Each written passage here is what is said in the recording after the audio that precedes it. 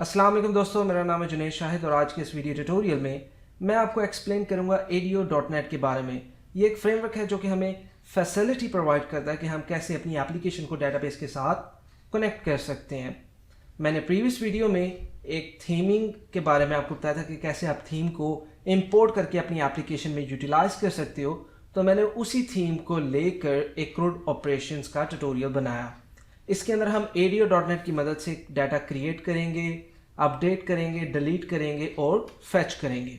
मैं next video के अंदर डैपर लेकर आ रहा हूँ, ORM ऑब्जेक्ट रिलेशनल मैपर, जो कि ADO.NET से ज़्यादा फास्ट है। लेकिन इस वीडियो के अंदर हम ADO.NET का स्कोप कवर करेंगे।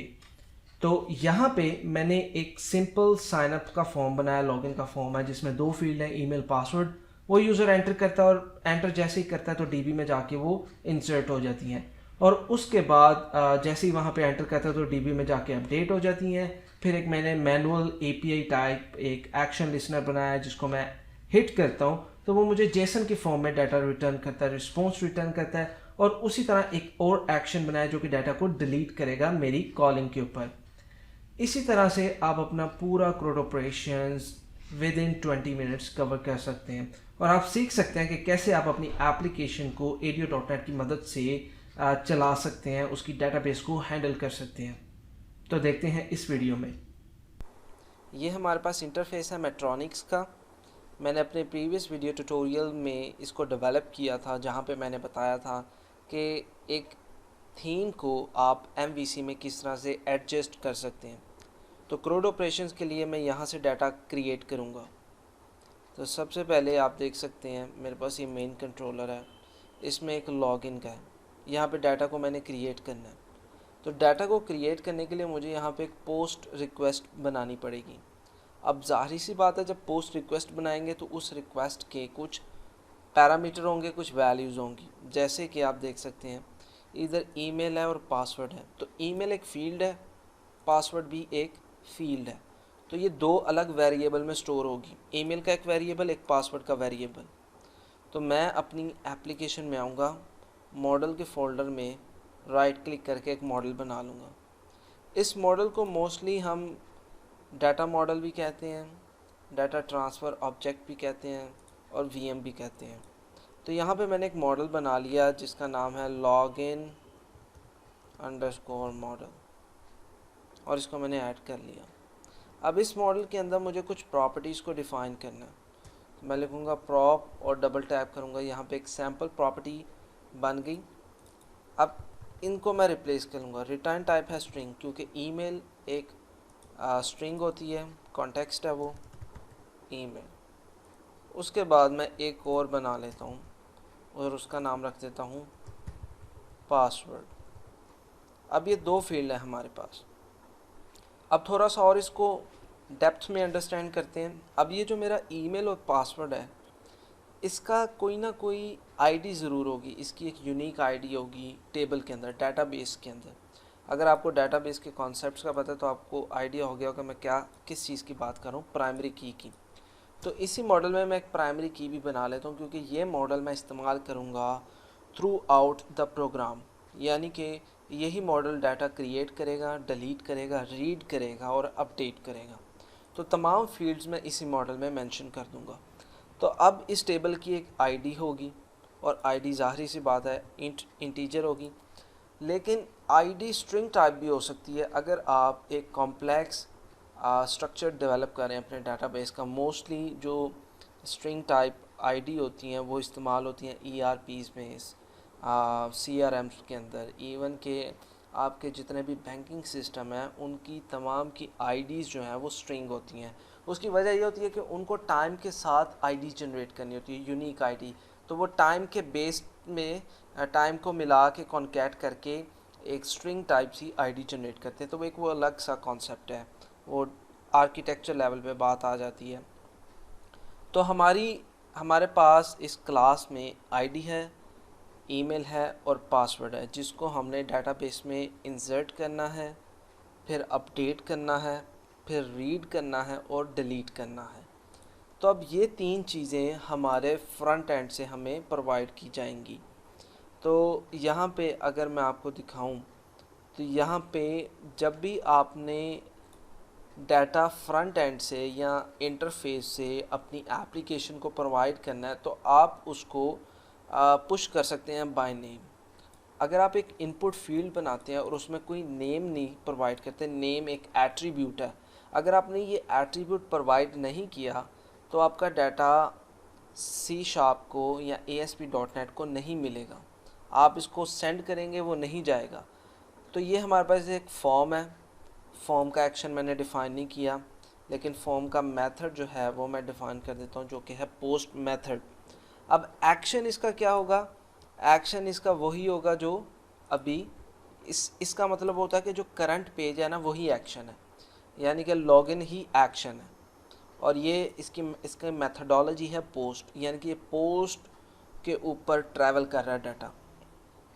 अब यहाँ पे मैं यूज़ करूँगा ईमेल का ई बड़ा। उसकी वजह ये कैपिटल यूज़ करने की वजह ये कि जो मैंने मॉडल बनाया मैंने उसको इसके साथ बाइंड करना है। तो मॉडल में जिस तरह से आपने लिखा होगा आपने उसी तरह यहाँ पे लिखना है, क्योंकि ये चीज़ केस सेंसिटिव है। इसी तरह मैं यहाँ पे जो नेम है उसका P कैपिटल लिखूँगा, पासवर्ड। और जब मैं क्लिक करूँगा अपने साइन इन बटन पे या साइन अप बटन पे या जो भी बटन, इधर तो हम साइन अप बटन यूज़ करेंगे, जो आपका बटन होगा वो होना चाहिए सबमिट टाइप का। यानी कि आप देख सकते हैं ये साइन इन है ना, तो यहाँ पे मैंने अगर मैं अभी तो फ़िलहाल साइन अप पे मैंने लिख दिया तो मैं साइन अप को ही लेके चलता हूँ। तो साइन अप का ये जो बटन है ना ये सबमिट टाइप का होना चाहिए, यानी कि बटन तो यहाँ पे है ठीक है, लेकिन ये सबमिट नहीं करेगा आपके फॉर्म को। तो इस तरह की सिचुएशन में या तो आप कस्टम क्लिक लिसनर लिखेंगे jQuery की मदद से, जो कि मैं बिल्कुल भी लिखना नहीं चाह रहा। तो मैं क्या करूँगा, मैं इसको एंकर टैग बना दूँगा, या फिर इसकी टाइप डिफ़ाइन कर देंगे कि भाई ये जो टाइप है ये है सबमिट। यानी कि अगर आप देखें यहाँ पे टाइप है तो टाइप में है सबमिट। अब ये बटन जो बन गया ये है सबमिट का बटन। अब मैं यहाँ पे ये दो चीज़ें फिल करके जब सबमिट का बटन प्रेस करूँगा तो वो डाटा पोस्ट हो जाएगा। अब वो पोस्ट कहाँ पे होगा? पोस्ट होगा लॉगिन पे।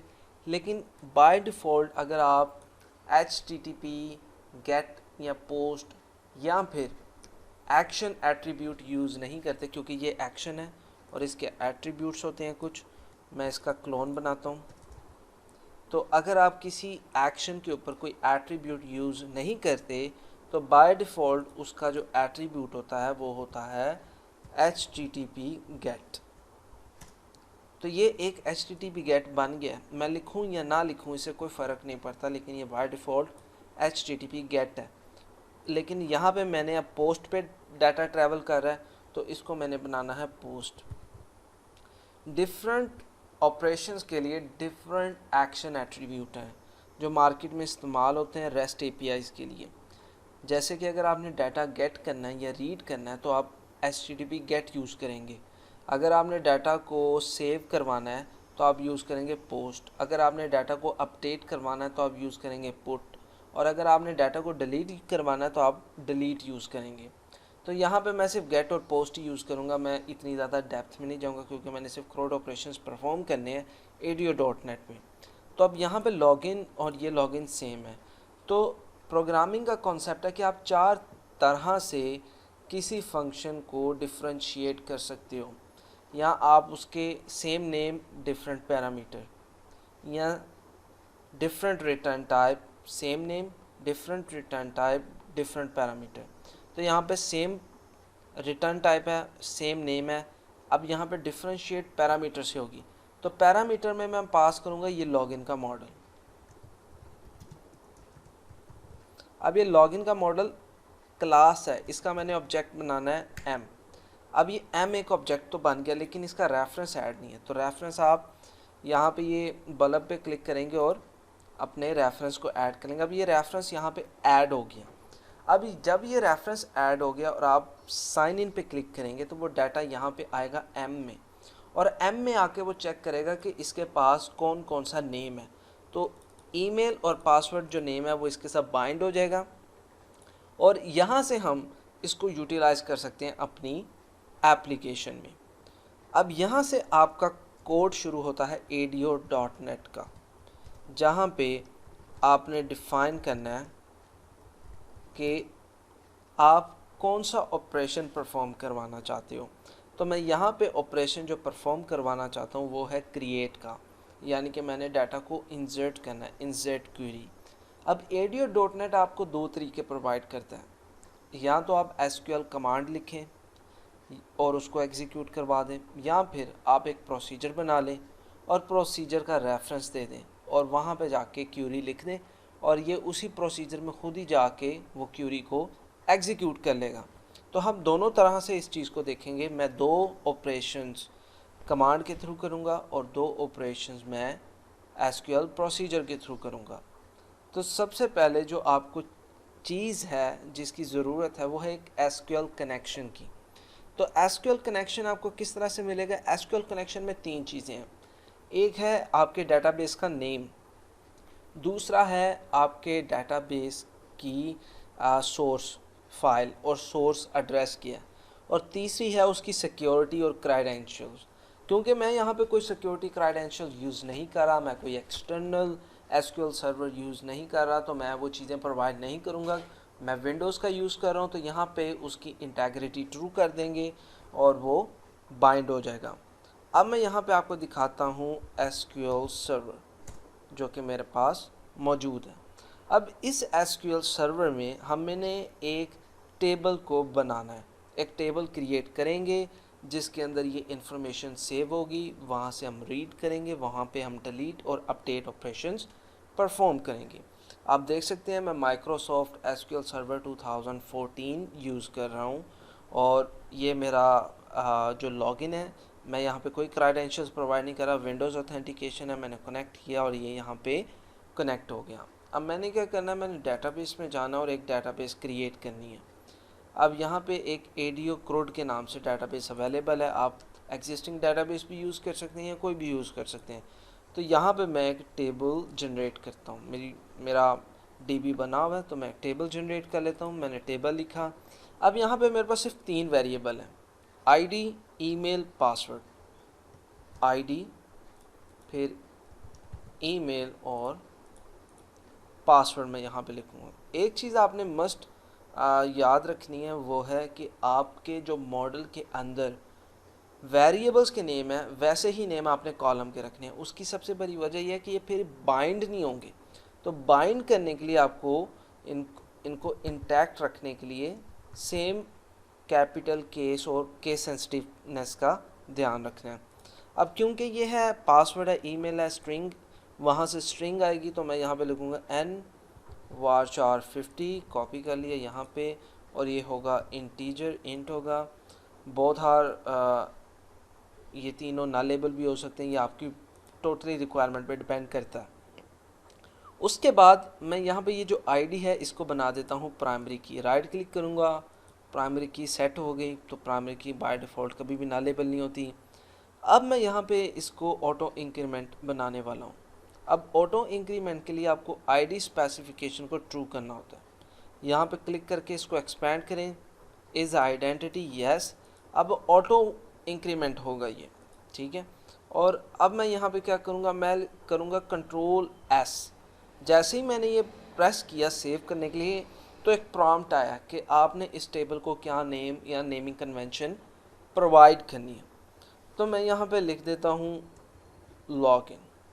एक डमी टेबल बना रहा हूँ, आप कुछ भी लिख सकते हैं। तो एक लॉगिन टेबल जनरेट हो गया।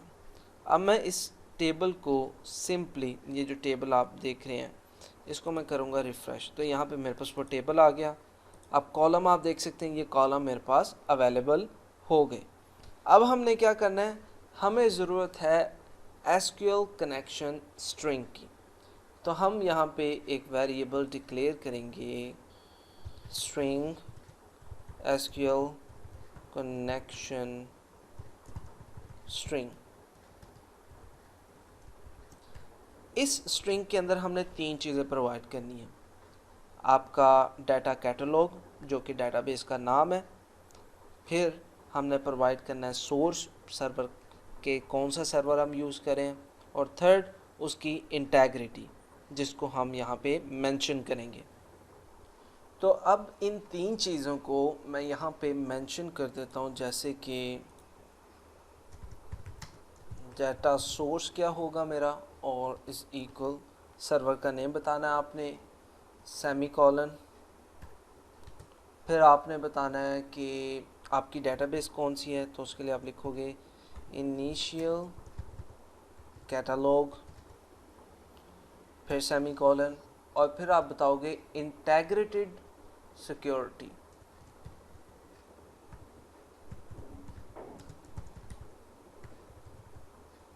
अब इधर ये तीन चीज़ें ऐसी हैं जो कि डिफ़ाइन कर रही हैं आपकी पूरी एप्लीकेशन के बैकएंड स्ट्रक्चर को, डेटाबेस स्ट्रक्चर को। यानी कि ये कनेक्शन इतना इम्पोर्टेंट है, अगर आपने ये प्रोवाइड नहीं किया तो आप कुछ भी नहीं कर सकते। तो यहाँ पे आपको मैं दिखाता हूँ, मेरा डेटाबेस है एडीओ क्रूड, तो यहाँ पे मैं लिखूँगा एडीओ क्रूड। क्योंकि मैं विंडोज़ की यूज़ कर रहा हूँ क्रेडेंशियल्स, तो मैं यहाँ पे सिंपल उसको कर देता हूँ ट्रू। और डाटा सोर्स क्या है? डाटा सोर्स आपके सर्वर का नेम है। प्रॉपर्टीज़ में जाएं और यहाँ से अपने सर्वर का नेम आपने कॉपी करना है, जो कि यहाँ पे नेम आ रहा है, ये नेम है, कॉपी किया और इसको आपने यहाँ पे पेस्ट कर दिया और इसको अब कर लिया सेव। अब हम आ जाते हैं नेक्स्ट स्टेप पे। नेक्स्ट स्टेप में हमें एक चाहिए एसक्यूएल कनेक्शन का वेरिएबल। अब वो कैसे आएगा? उसके लिए आप लिखेंगे एसक्यूएल कनेक्शन, एसक्यूएल कनेक्शन आपने लिखना है। अच्छा, ये एसक्यूएल कनेक्शन कुछ और है, जो मैंने ऊपर बनाया वो एक स्ट्रिंग थी। अब ये एसक्यूएल कनेक्शन एक वेरिएबल है और एक ऑब्जेक्ट है जिसको हमने बनाना, जो हमें अलाउ करेगा कनेक्शन बिल्ड करने में। तो यहाँ पे हम लिखेंगे कौन, ठीक है, यानी कि कौन से मुराद है connection, is equal new SQL connection, और इस कनेक्शन में हम पास करेंगे ये स्ट्रिंग। अब अभी तक आपको कोई डिफरेंस नज़र नहीं आ रहा, लेकिन आप देखिए जैसे मैं इस पर होवर करूँगा तो एसक्यूएल क्लाइंट आया और इसका कलर चेंज हो गया। इससे पता लगता है कि ये एक वाकई में ऑब्जेक्ट है जिसकी मदद से हम एक रिलेशन बिल्ड कर सकते हैं अपनी डेटाबेस से एप्लीकेशन का। अब जो नेक्स्ट स्टेप है वो है इस कनेक्शन को ओपन करना है। तो कनेक्शन को ओपन करने के लिए आपके पास एक ही मेथड है, कॉन डॉट ओपन, और उसके बाद आपने इसको क्लोज करना है, cone dot close.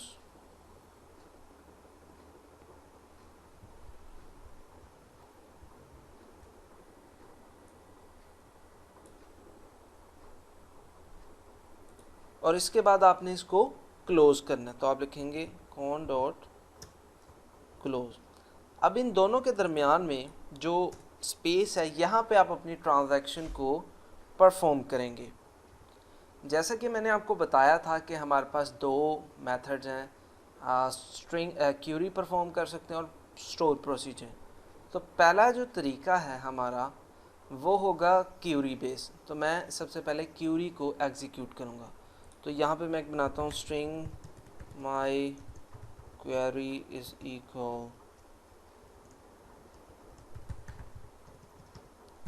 Insert into login table. जो भी मेरा टेबल है उसके अंदर मैंने डाटा इंसर्ट करना है, और वैल्यूज़ हैं मेरे पास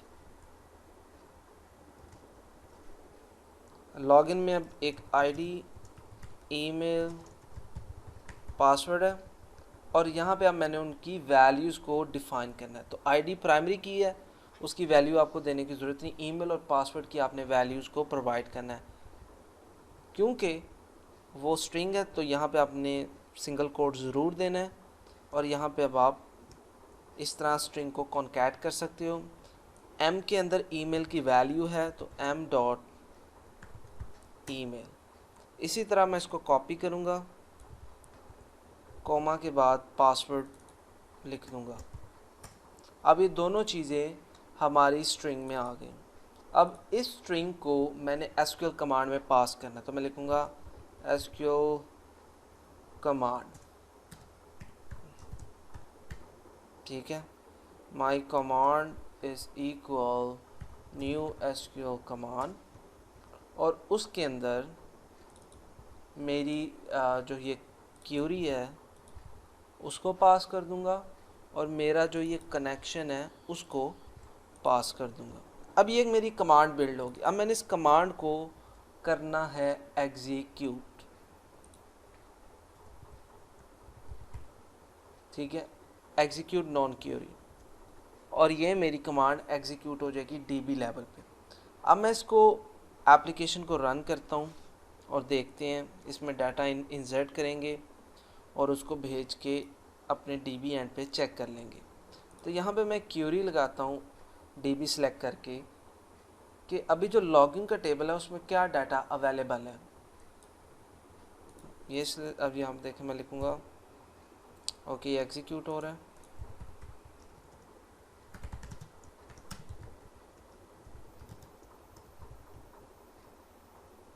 मैंने सब कुछ सेलेक्ट किया लॉगिन से, तो वहाँ पे कुछ भी अवेलेबल नहीं है।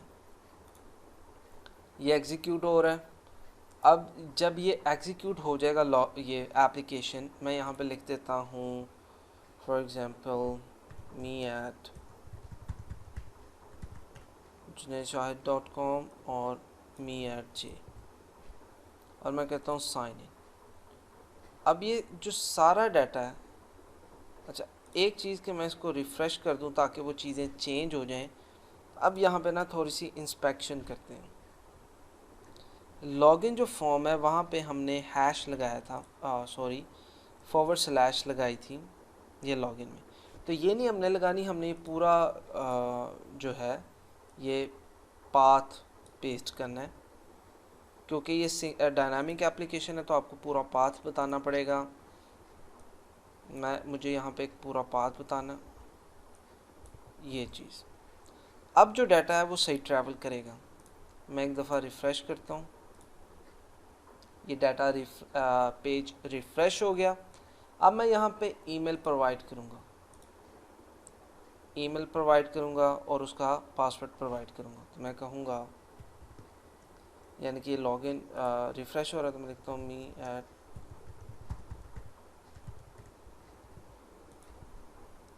और यही पासवर्ड मैंने इंसर्ट करना है, और मैं करता हूँ साइन इन। तो ये साइन इन हो रहा है। देखते हैं डीबी में कोई वैल्यू आई है, तो आप देख सकते हैं डीबी में ये डाटा इंसर्ट हो गया।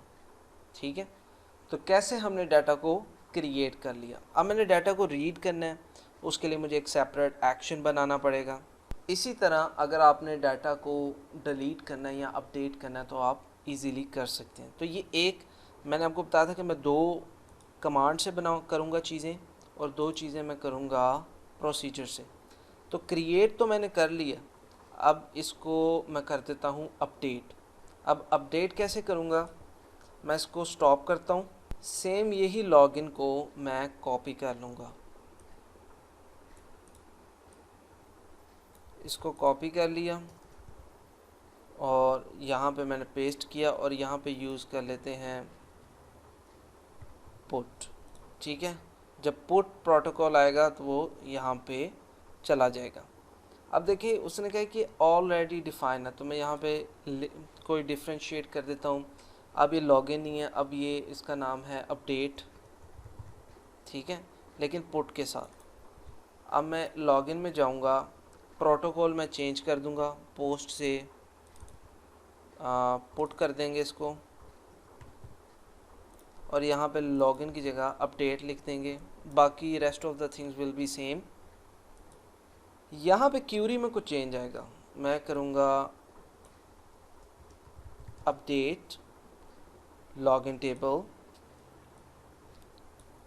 Set email is equal this, comma password this। ठीक है, तो ये ऑटोमेटिकली जितना भी रिकॉर्ड होगा उसको अपडेट कर देगा।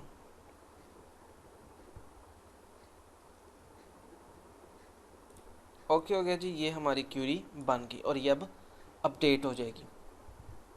अब एक और हमने काम क्या करना है, हमने एक डिलीट का बनाना है और एक रीड का बनाना है।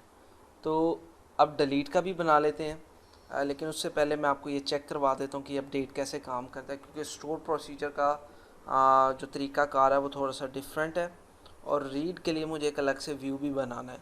तो पहले मैं आपको ये दिखाता हूँ कि जो हमने डाटा क्रिएट किया, अब जो मैंने क्यूरी लिखी है उस क्यूरी का मतलब है जितना भी डाटाबेस के अंदर डाटा है वो सारे का सारा अपडेट हो जाए। तो इसमें सिंगल रिकॉर्ड है तो सिंगल रिकॉर्ड ही अपडेट हो रहा है।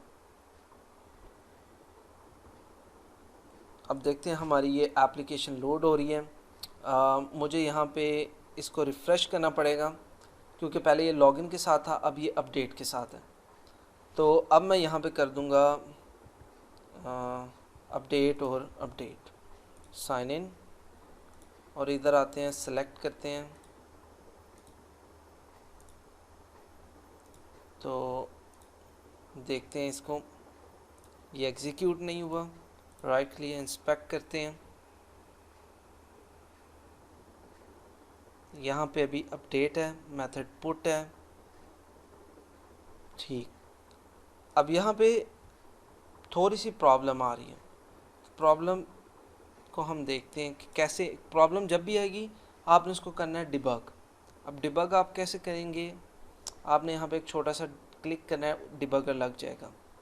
तो जब भी मैं अपनी एप्लीकेशन पे कोई रिक्वेस्ट भेजूँगा वो यहाँ पे आके स्टॉप हो जाएगी, ताकि मैं उसको एनालाइज कर सकूँ। अब मैं फ्रंट एंड से एक रिक्वेस्ट सेंड कर रहा हूँ, सेम रिक्वेस्ट साइन इन की।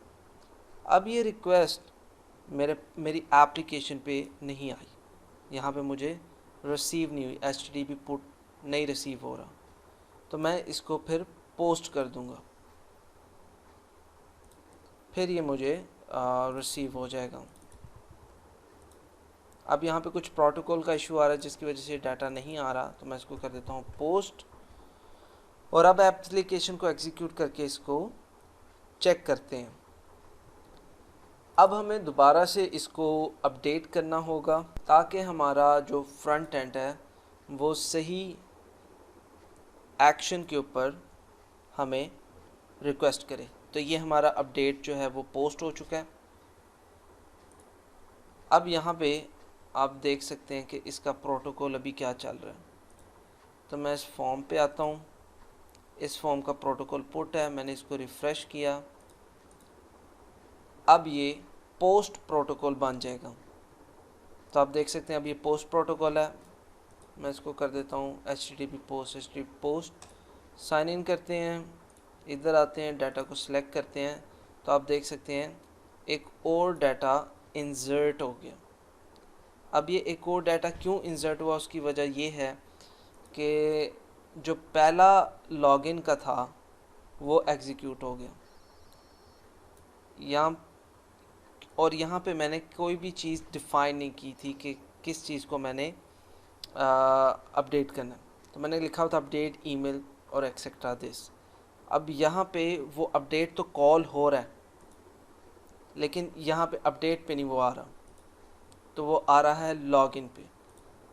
अब हमें एक बार फिर इस चीज़ को नेटवर्क से देखना पड़ेगा कि रिक्वेस्ट हमारी कहाँ पे गई।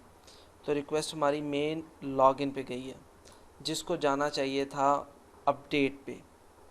ठीक है, मेन अपडेट पे जाना चाहिए था, वो लॉगिन पे गई। एक बार हम यहाँ पे भी डिबगर लगा देते हैं अपने मेन के ऊपर, और अब हम एक और रिक्वेस्ट भेजते हैं। तो ये रिक्वेस्ट राइट अवे लॉगिन पे आई है, जिसको अपडेट पे आना चाहिए था। अगर ये रिक्वेस्ट अपडेट पे आ जाती है, जिसको मैं यहाँ पे ट्रैवल करके यहाँ पे डायरेक्ट अभी नहीं ला सकना, तो इसको मैं स्टॉप करता हूँ और हमें अपनी एप्लीकेशन का कैशे क्लियर करना होगा, उसको मेन पोस्ट पे भेजना है। इसको सेव करते हैं, यहाँ से आपने इन कुकीज़ को रिमूव कर लेना है। एक बार फिर हम इसको एग्जीक्यूट करेंगे। यहाँ पे एक छोटी सी थीम की प्रॉब्लम एड्रेस हुई है, जो कि है ये आईडी।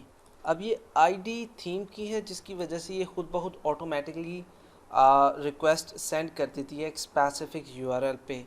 तो या तो हम इसको ओवरराइड कर देंगे या फिर हम इसको ख़त्म कर देंगे। तो हमें इसको ओवरराइड करना पड़ेगा और उसके लिए मुझे अलग से एक क्लिक लिसनर लिखना पड़ेगा, जो कि मैं अभी नहीं लिखूँगा। तो मैं क्या करूँगा, मैं अपना जो एग्जिस्टिंग कोड है लॉगिन का उसको रिप्लेस कर दूँगा अपडेट के साथ। तो ये जो लॉगिन का कोड है इसको इसके साथ रिप्लेस कर दूँगा। इनकी नेम आपस में स्वैप कर दूँगा ताकि हम दोनों को चला सके। तो हमने लॉगिन तो चला ली है जो डाटा क्रिएट कर रहा है। अब अपडेट को लॉगिन के साथ रिप्लेस कर देते हैं, तो ये हमारा सेम काम करेगा। तो अब आप देख सकते हैं ये एप्लीकेशन एग्जीक्यूट होगी और जब मैं डाटा यहाँ पे क्रिएट करूँगा तो वो दरअसल डाटा अपडेट होगा। मैं लिखता हूँ अपडेट और ये अपडेट का डाटा जाएगा लॉगिन के ऊपर जहाँ पे अपडेट की क्यूरी लिखी हुई है अपडेट की। तो अपडेट करने से पहले मैं आपको डाटा दिखा देता हूँ। ये मेरे पास 2 रिकॉर्ड हैं और जब ये क्यूरी एग्जीक्यूट हो जाएगी तो ये डाटा आप देख सकते हैं अपडेट हो चुका है। तो जितने भी रिकॉर्ड थे वो सारे अपडेट होने थे, वो सारे अपडेट हो गए हैं। तो अब हम चलते हैं स्टोर प्रोसीजर की तरफ। मैं इसको स्टॉप करता हूँ और स्टोर प्रोसीजर को फॉलो करते हैं। स्टोर प्रोसीजर में और एसक्यूएल कमांड में इतना ज़्यादा डिफरेंस नहीं है, तो मैं यहाँ पे क्लोन बना लेता हूँ।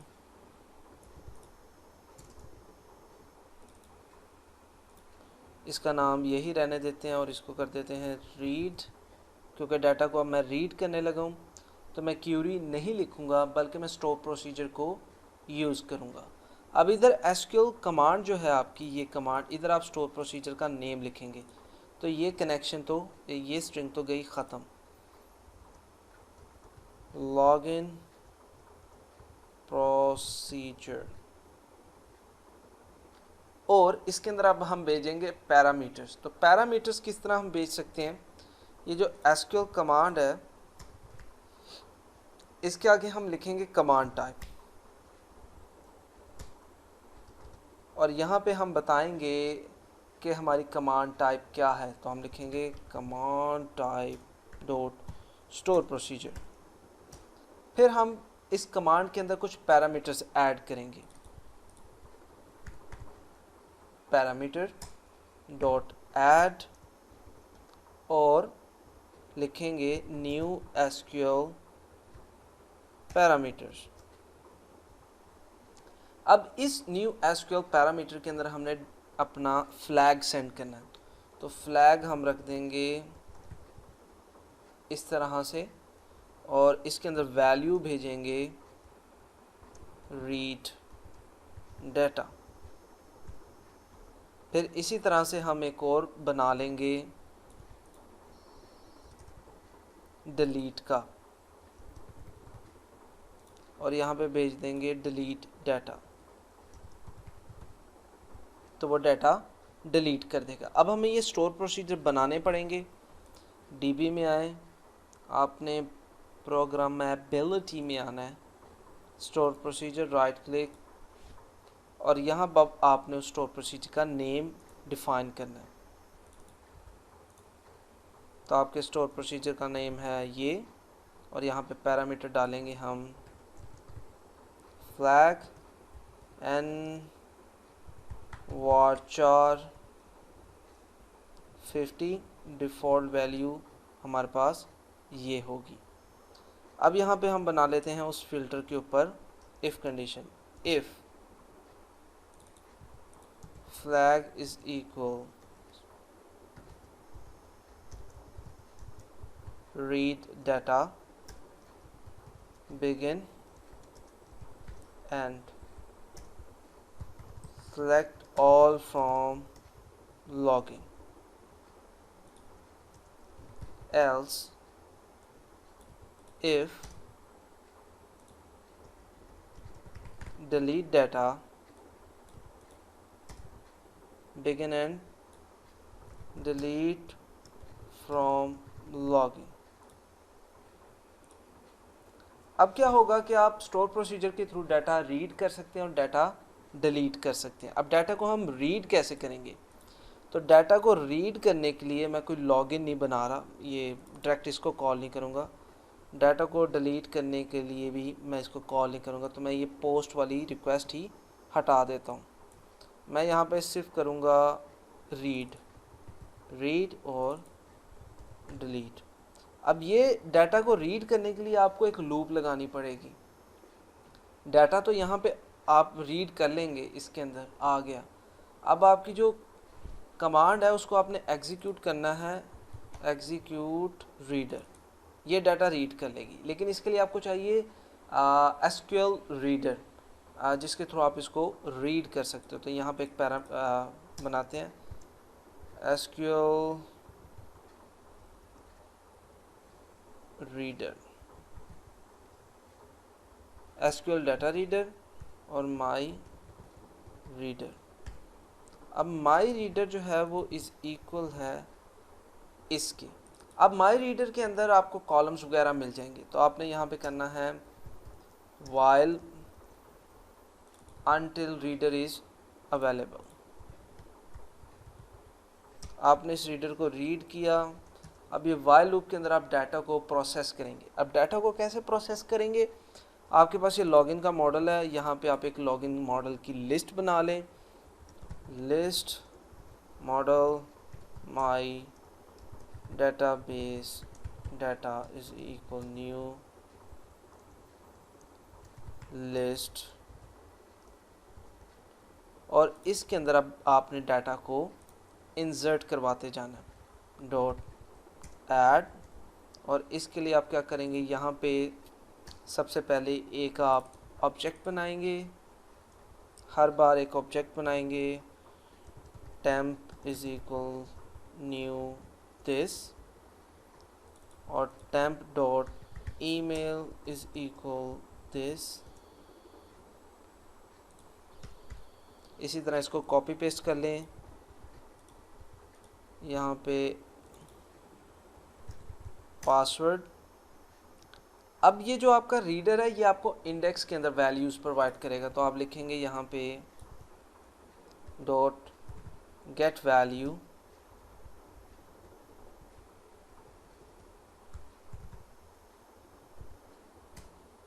अब यहाँ पे जो गेट वैल्यू है वो आपने लेनी है 1 से। अब 1 के ऊपर है ईमेल, और 2 के ऊपर है पासवर्ड, और 0 के ऊपर है आईडी। क्योंकि ये इंडेक्स पर इंडेक्स चल रहा है तो इस तरह डाटा आपको रिटर्न होगा।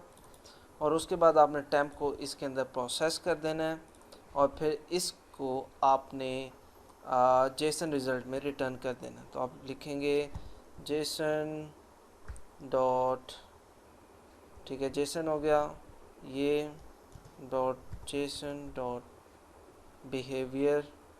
अब इसका जो बिहेवियर है आपने उसको कर देना है अलाउ।